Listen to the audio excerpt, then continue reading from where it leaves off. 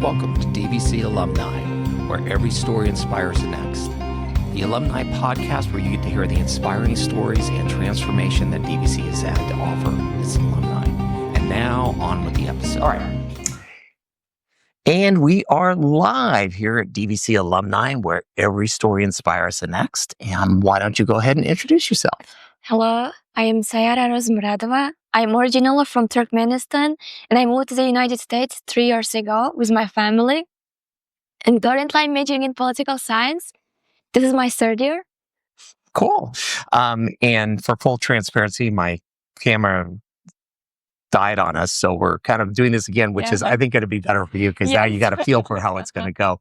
So you're originally from Turkmenistan. So tell us about like growing up there and stuff like that. So where in Turkmenistan were you? I grew up in, we call it Velayat, Lebap, which is city Turkmenabad. And I was closer to Uzbekistan border. My house was located an hour from Uzbekistan. I'm sorry. And I grew up speaking in Russian, Turkmen, Uzbek, because I was surrounded with people who could speak Russian and Uzbek as well. And then Russian also was our second language in the country, so everyone could speak in Russian. Mm-hmm. Oh, wow. So, so you grew up speaking all those languages, and then growing up there, did you look to go to school there, or were you looking to move beyond that? I grew up in small village where everyone knew each other. And I also went to small high school, let's say. Mm-hmm. We don't have high school, middle school, elementary school. We go to same school from first grade until we graduate. Oh, wow. Yes. Okay. And then I didn't thought I would study in Turkmenistan because I had a lot of cousins who's like a pursue education outside, outside of country, in Russia, Turkey. We had people who was also studying in England as well. Mm-hmm. Yeah. Okay. Well, and I know we were talking earlier, and you were talking about studying English. There was kind of like how we study Spanish or a second language, where you were writing it and reading it, but this kind of thing wasn't happening. Yeah, we start learning Russian in our second grade at school. Yes. Okay. And then sometimes we also learn some basic things in our kindergarten as well. But English, we started learning when we were like a third grade. It started with learning alphabet, writing, and just reading. And then we didn't speak that well because we didn't have people who speak in English. There was teacher, of course, but it was just like during classes, not like outside of classes. And then we didn't practice. It was just British English. Mm-hmm. And then, Well, and it's one thing to be seeing it on the board and reading it in a book, but it's another thing to be outside of, hey, let's go to the mall. Yes. And that sort of thing. I'm taking it you didn't have a mall around there, kind of like we have here. We had, but as I said, I lived in a village, so mall were 20 or 25 away from us. Okay. Yes. Okay. So what brought you? So earlier you were talking about so you went through that, and then you decided at one point you were looking at possibly going to university in Turkey. Yes. So in the beginning, I thought I'm gonna study in Turkey, in Istanbul, but my dad was already living in America, and then we just reunited, and then we moved to America. But I didn't thought I will pursue education in America. Well, and actually, other than Istanbul being an absolutely beautiful city, yes. You're now learning your fourth language, and so now you're on to, and so your dad had, you were telling me, what does your dad do for work? He's okay. In English, I think it's electromechanic engineering. Okay. Yeah. And then he used to travel a lot in Emirates, in America as well. He went to India as well. Yeah. And then he thought it would be better for us to study abroad to expand our knowledge. And then he also wanted to live in broad as well, because there's a lot of opportunities. He just sacrificed himself for us by moving to America, starting from the zero. So what was that like, moving from this little small village in Turkmenistan to the United States? And where did you land in the United States? I think it was a really hard moment. Okay. After, because everyone knew each other, same language, same culture. I think we think like the same with people in my country. But when I moved here, people were different, culture were different. They were like, I was speaking with broken English, with accent. It was kind of hard for me also explain myself. And there was like a moment people didn't want to have conversation with me because it was for them hard to understand me. So it was hard for me as well. To communicate with them. Well, it had to have been tough, because, I mean, here you are and you're fluent in 3 languages going on 4. You show up here, and the little that I know, I mean, I know Russian and English are not that close together. No, you know, it's not like going from big difference. Yeah, and I know it's like going from Spanish or German to English is a little bit easier, or as easy as ever it is. So you're in Dallas, right? Because that's where you guys landed. Yes. Talk about that moment when you kind of got off the plane and like leading up to that. What was that like? It was like from the small airport to the big airport, a lot of people like with different. They also were like dressed different clothes. I could see that I'm the different, I would say, universe, not country. And then after we were like in the first floor, and then we went to second, I think, or third floor to check for documents. And then after again, like from third floor to first floor, I went from elevator, and then we went to outside to meet my dad. And then after that, we went to outside of airport to the car, and then air felt so different because Dallas also had warm weather, and it was kind of also windy, big planes around us. This is something I thought I saw first time in my life. And then he had Tesla electric car. This is something I also saw first time. Wow. I was like, oh, and then you just push the button and it opened everything for you. I'm like, it's amazing. So you went from living in this little village to out into another world. Yes. Okay, that had to have been a shock. It was like I thought I'm dreaming or like I'm sleeping. Right. So you then get to Dallas, and you get to kind of like, and we talked before about your experience kind of looking at university and stuff. So talk about that a little bit. First months, I decided to learn language before I go to school, because I need to learn, and then I need to learn how to speak. And I just got job, and then so my manager, she was also an immigrant. She was from Syria. Oh. She knew I couldn't speak in English. She saw that I understand, but I can't explain to the people what I mean. But she still hired me. She was the one who started explaining me everything, how it works. She was teaching me some English as well, because it was also her second language. Yeah, that was also a good experience. And I also worked a year over there, and then I just wanted to apply for school, because it always was my dream to pursue education outside of my country. Then I had a good opportunity, and I applied to University of Texas, which was located 1.5 hours away from my home. And as someone who just moved, it was hard for my parents to let me live alone, separate from them, just to study.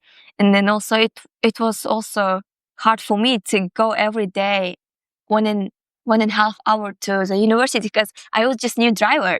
It was just 3 or 4 months that I got my driver license. Well, and I'm just thinking about it from as a parent, is that, it's one thing, like my kids, when they moved out, they were ready, and but they also spoke the language. Yeah. So that had to have been part of what played into it, is like getting dumped into an environment, especially going to like University of Texas or Texas A&M or something like that, where you're looking at 40,000 people on a campus as opposed to this little teeny town. So so you were in the process of doing that, and I know we talked about briefly earlier is so you get to experience American cuisine, food. Yes. First cuisine I tried was a seafood boil. Oh, yes. It's amazing. Yeah, it was not big restaurant. It was like a smaller store, and then we had like this plate, like table, I would say, with tablecloths. We got big bucket. They just dumped it in the middle of table. I was surprised, yeah, because you don't need any plates. It doesn't come with plate as well. Mm-hmm. And then they give like a gloves to your apron, so you're not mess your clothes. So did you know what to expect, or just kind of it showed up? And know. when did you pick that place? I mean, Well, it sounds amazing, but still, it's like, what made you think of that? It was also first time I got my payment, and then I wanted to treat my family, and I was like, let's experience something new. Let's try their foods, And my dad was saying, okay, I want you guys to try seafood. And then we just decided to go, and then it was first time me trying seafoods as well. Oh, wow. It was a good experience. Okay. Yeah. Well, going to a seafood boil is just, it's a thing, and it's awesome. I love it. And there's some places around here that are really, my wife and I enjoy. So you got a chance to apply for that. And what ended up getting you to DVC? So talk about that process. In the Texas University, when I was applying, there was a counselor who was explaining me what classes I need to take. And then he was also saying that it will take me 1.5 years to catch up on the classes, on the requirements. And then he also was mentioning maybe I'm going to also study 4 more years after that. And then it seemed to me that this is not for me, because something was like telling me it's not yours, because it was located 1.5 hours from my home. And then my parents also was like feeling not good about it. And and then we started to look for another options. My dad used to live in California, and he started reaching out to people. And then just one of his employees, he said, oh, my friend studies in DVC, and they just suggested DVC. Without looking to any options, I just applied to DVC because I was like suggested to apply to it. And I didn't search anything about DVC. I just applied. I just put my transcript and my documents. It was 2023 in March or in April. Okay. And then we moved in June. And I started to come to August. In August, yeah. So talk a little bit about the you just kind of I don't want to say randomly, but you blundered into it. How did you feel about that when you did it like feel right, or? This was someone who suggested, but Texas, I just went to Texas. No one said to me to went to Texas University. I thought I should study and I should go to university. Like, I didn't know there was like a colleges as well.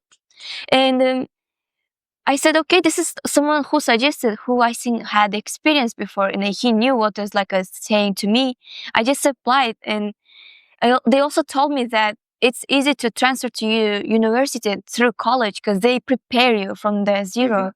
And then they also said like DVC was like a welcome and like international students. There was a lot of people from in other countries. Cool. So yeah. So you then moved from Dallas, and talk about that journey from Dallas to here in California. My grandfather visited us, and then through that we also wanted to travel because we also didn't say a lot places. We traveled through Arizona, New Mexico, and then through Las Vegas, Los Angeles, Hollywood, and then from there to California. Yeah, and after we went to San Francisco to Pier 39. That was an amazing experience. I also tried big crabs over there, seafood. Yep. Yes. Yeah. Delicious. So this is nothing like home, huh? Nothing like, okay. So you get to San Francisco. So where did you end up landing here in the Bay Area? we didn't land here. We moved in the car. I was driving. No, I know. and What then I mean is, here- where and did you then- end up moving to here in? Danville? Oh, yes. Okay. Yes. Yeah. We got a house. We rented house in Danville. So the first location I went was DVC's. It's San Ramon campus. Mm-hmm. But they were saying San Ramon doesn't give the classes for ESL students. Mm-hmm. So they said like, oh, you should go to Pleasant Hill, and I started to come to here. Mm-hmm. Yeah. So you ended up coming up here. You've been here for how long? In California? No, at DVC. In DVC, this is my third year. Okay. Yeah. So and that's the thing I love about DVC is you get to take it, and it's whatever the pace is Yes. the pace is, which is awesome. So you're here and you first show up and you end up going from San Ramon to here for the ESL languages stuff. Yes. What was that experience like? Because again, you're coming from this little teeny town and at home from your Yeah. home country to now, and we've got anywhere from 18 to 20,000 students that come through this campus. So that had to have been a little bit of a, oh my gosh. I just put my map and then come to Pleasant Hill, and then I parked my car closer to Mass Building, Mm-hmm.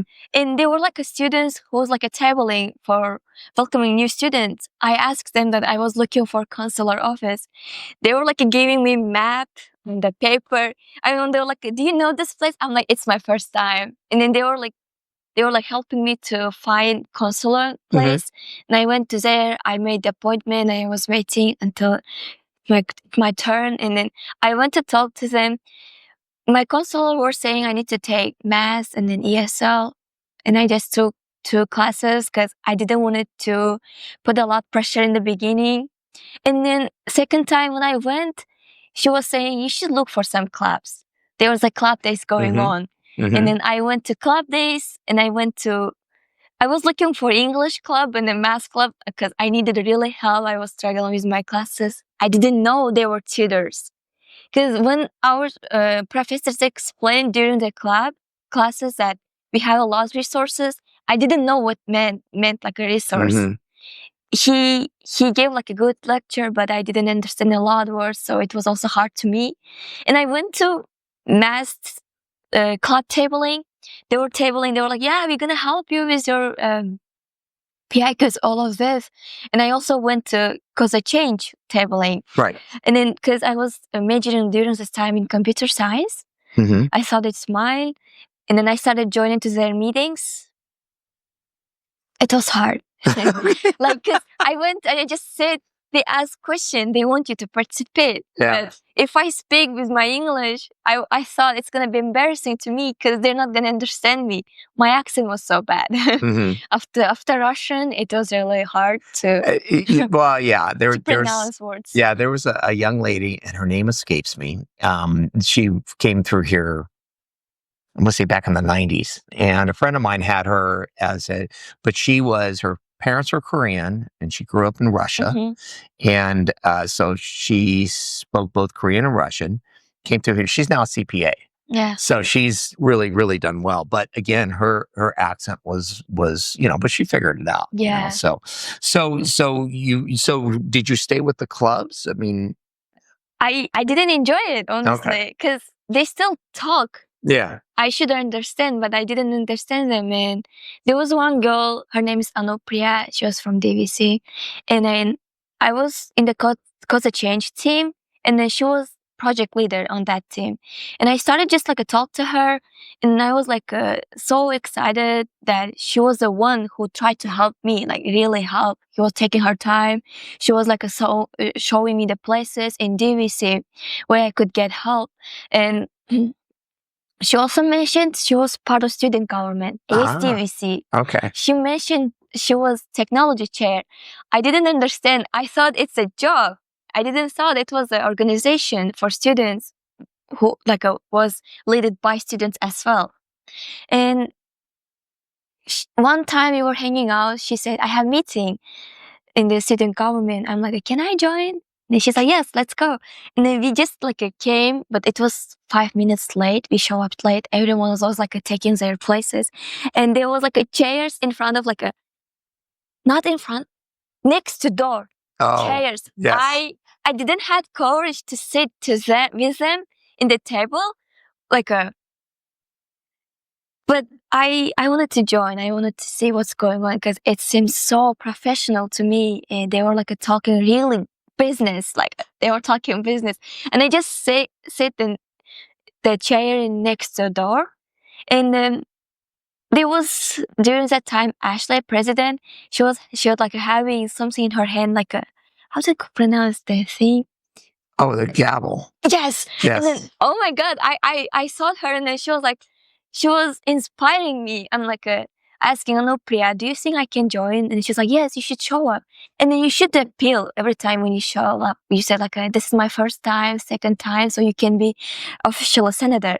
I just joined 2 times and I didn't speak. Every time they were asking me to introduce myself, I was like, no, not this time. And the third time, I had courage to speak. I said, hey, I'm Sayara. Sorry for my English, but this is my third time. And then that's it. They were clapping. I was so happy that they are welcoming me very like a warm. And I started joining to this. And I was in the committee of Anupriya. And I thought, okay, next year I'm gonna be one of these leaders. And the next year, on my second year, I ran for technology officer position, and I got that position because before that I also got internship in ASTVC to help his website. So like this experience really helped me to get technology chair.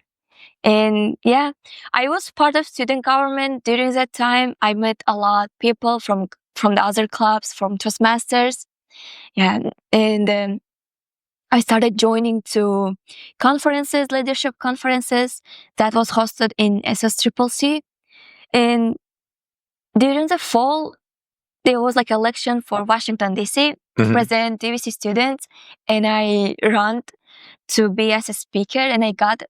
And then, yes, this year in the spring, I went to Washington, D.C. for reintroduction of American Dream and Promise Act. Oh, wow. Yeah, representing undocumented students in DVC. It was life-changing experience for me because after Washington, D.C., after going to house, I thought, okay, I think this is something is like for me. And then I was like enjoying a lot, advocating, like enjoying that we can change something in our campus. And then I wanted to do something on my career related to this field. So I changed my major to political science.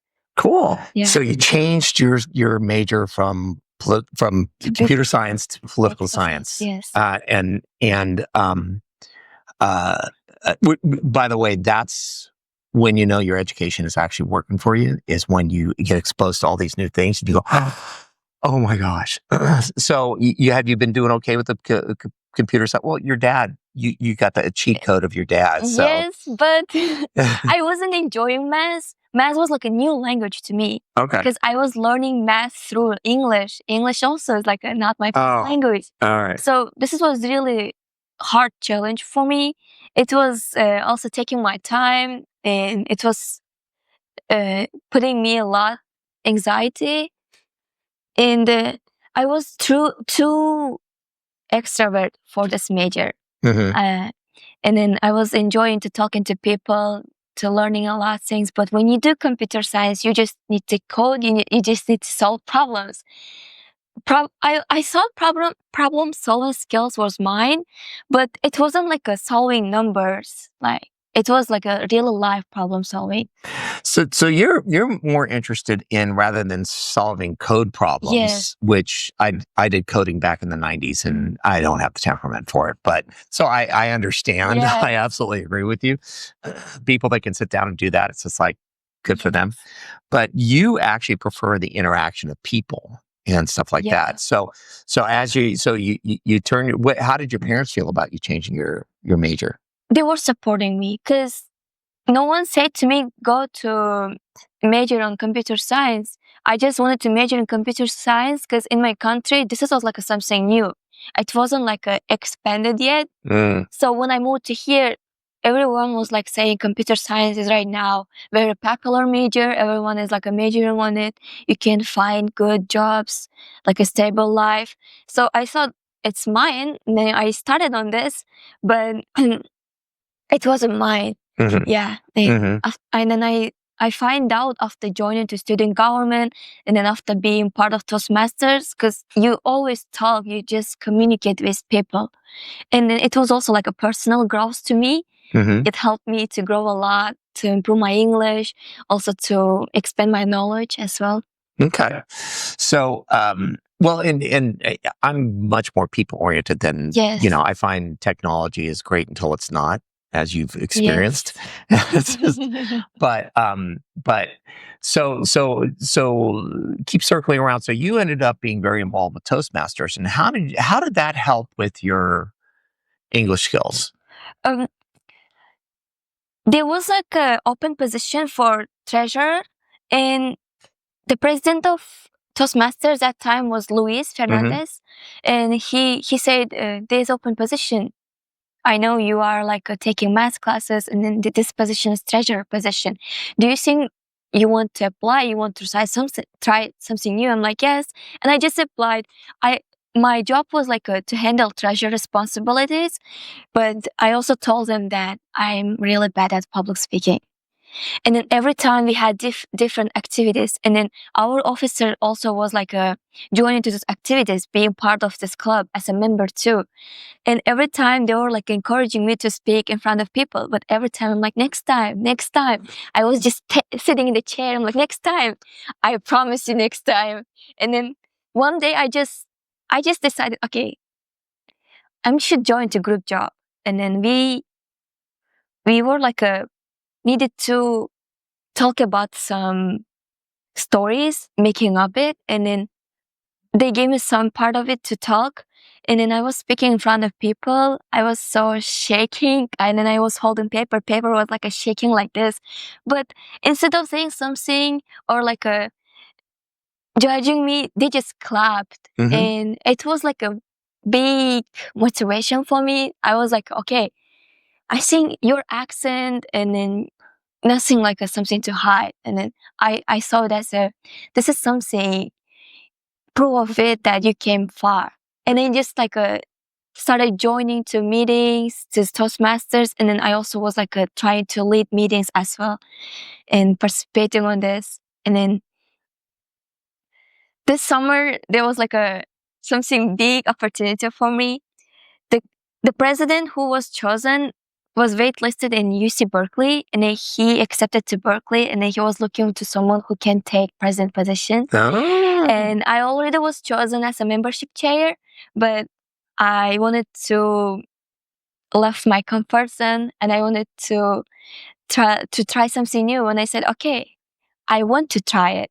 And then we did like an election between these officers, and then I was chosen as a president. And now I'm having fun with it. I am leading meetings. I never thought that I will come so far being a part of Toastmasters, Mhm. like public speaking club. I couldn't explain myself 2 years ago to the people, but now I'm leading meetings, and Mhm. this is something. Well, and okay. So, as far as you have an accent, Yes. and I'm sure it's gotten better. You're on your fourth or fifth language, right? Yes. I think you should wear that on your arm. Because the thing is, then if somebody actually has the nerve to make fun of it, it's just kind of like, dude, how many languages do you speak? Yeah. That's my opinion, because it's just Yeah. and that's where it's like anybody that knows it is working on another language, I think is amazing, because I've never really tried because I don't have the capacity. But I think that's absolutely amazing. And I think it's amazing. So where do you see like Toastmasters, and where do you see yourself in like moving forward? What's the dream world look like for you?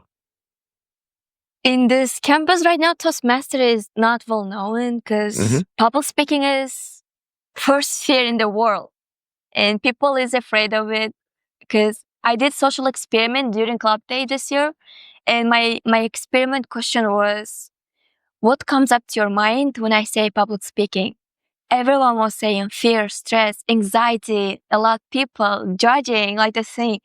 And I want to make Toastmasters very welcoming to anyone, like to any people who can't speak in English, who can't express themselves. And I want to invite guest speakers from outside of campus who already had good experience with Toastmasters as an example for our members. Because I think Toastmasters is not just public speaking, it's also leadership skill. Mm-hmm. Like, if someone who can speak in front of people, who can present something, I count it as a leadership. Yeah. I happen to agree. I know that a lot of people are mortified, absolutely terrified about the idea Yes. of getting in front of people. Yeah. I'm actually fairly indifferent to it now. Younger, it was terrifying, Yes. but it's like now I've been at it long enough to where I can kind of wing it. But I think Toastmasters has done an amazing job for you, because it's like, especially going from nobody wants to listen to me to now you're leading the club. And I know we've got some work we get to do on getting it Toastmasters even more kind of, So post that, where would you like to go to school after this for your political science? I always heard about Berkeley in my country as well, because Berkeley is, I think, #1 public school, and this is my dream school. Okay. I'm hoping I'm gonna get into Berkeley, but there's still another opportunities as well. As I said, I wanted to be computer science, I wanted to major on this computer science, but I ended up getting political science major. So still, I'm gonna see my other options as well. I'm gonna apply all UC campuses.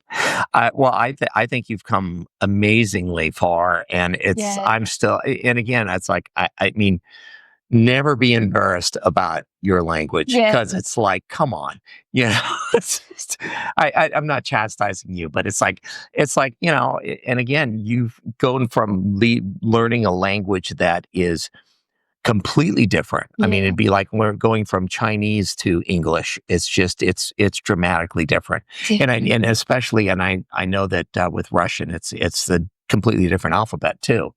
Yes. So yeah, or even Turkish or something like that. So it's they're not even related. So it's kind of like learning a whole new thing. So I think you've done amazingly well. Well, I appreciate you coming in, and I look forward to seeing, and I know I'm going to be somewhat involved with the Toastmasters as we kind of get you guys moving forward a little bit. And, I would appreciate it. Yeah, well, I think it'll be fun. I happen to believe a lot in Toastmasters. I mean, I've never been a member, but it's like, I know a lot of people who have, and it's a thing. I mean, it does a lot of stuff for people, and it really helps them improve on their speaking. It does. Yeah. It's also like a more social interacting with people, because a lot of people comes and then they say, when I share my story, I feel like they feel they're not alone in this. Because I try to show myself as an example to them that you can do everything no matter what. Like, I am telling you, I couldn't speak in front of people. I barely could. I thought they're gonna judge me. I thought they won't understand me, but I ended up talking in front of people. I ended up talking in front of congressmen. It was a big experience. Well, and that's why we're doing this. Is I want your story out there, because the thing is, I think it's amazing, and it's like, I think you should be very, very proud of yourself, and I'm sure your parents are very proud of you. So thank you so much. Yeah. Well, thank you very much. Thank you. And this will be coming out soon. I can't remember exactly when, but we'll get this settled up. And congrats on being the president of Toastmasters. So great.